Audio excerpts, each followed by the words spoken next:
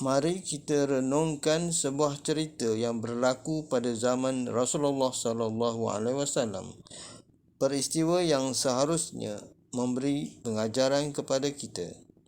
Jua kisah yang akhirnya membawa kepada pengislaman seorang pendeta Yahudi bernama Abdullah bin Salam.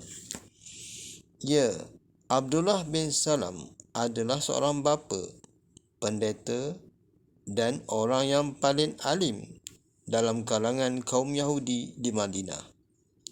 Pada suatu hari, dia mendengar ada seorang lelaki yang mengaku menjadi Nabi.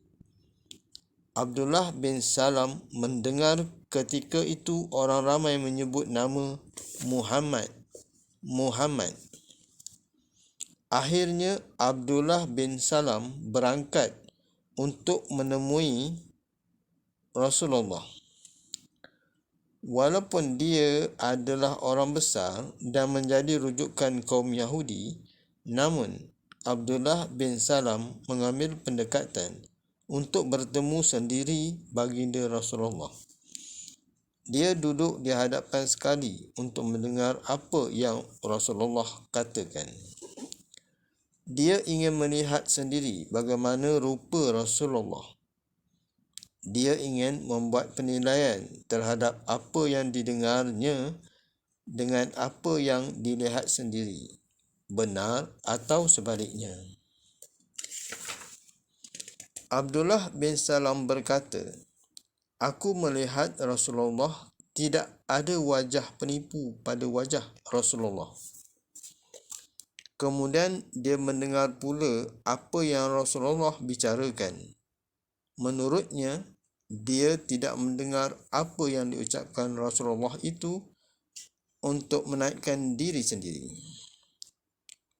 Rasulullah berpesan 4 perkara dilakukan ketika mula-mula sampai di Madinah. Pertama adalah menyebarkan salam. Kedua, jamulah makanan. Ketiga adalah menyambung silaturahim. Manakala keempat pula adalah melakukan solat malam. 4 perkara inilah ucapan Rasulullah ketika mula-mula sampai di Madinah. Kata Abdullah bin Salam, itu bukan manusia biasa. Manusia biasa bila bercakap, dia akan menaikkan diri sendiri.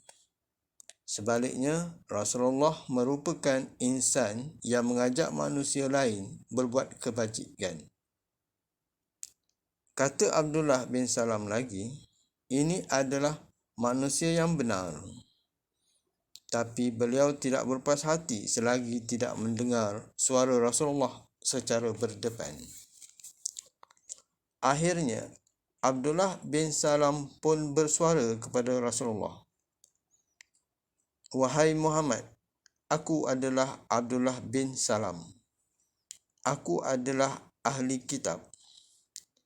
Aku adalah tok guru masyarakat di Madinah bagi bangsa Yahudi. Aku tidak akan percaya kepadamu melainkan selepas kamu menjawab 3 soalan ini. Kalau kamu berjaya menjawabnya, aku akan beriman dengan kamu, wahai Muhammad." Selepas itu, Abdullah bin Salam meneruskan kata-kata dengan soalan yang dimaksudkannya. Soalan pertama, apakah makanan pertama yang akan dimakan ahli-ahli syurga di syurga kelak? Soalan kedua, apakah sebabnya seorang anak serupa mukanya dengan wajah seorang ayah? Apakah pula sebab seorang anak wajahnya serupa dengan wajah seorang ibu?